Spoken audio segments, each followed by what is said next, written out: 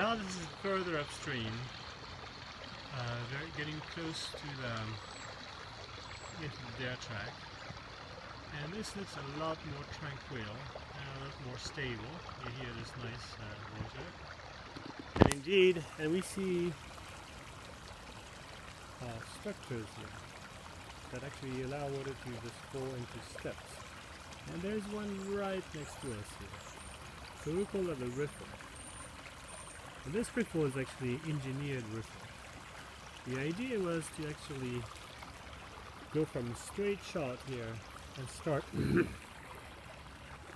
giving a little turn to the water, because we prefer meanders, and we think, meandering, when you have a floodplain, the possibility of the floodplain, it's always better to actually create a floodplain for water to dissipate its energy rather than making structures to replicate what's happening in mountain streams. So this is what people did here.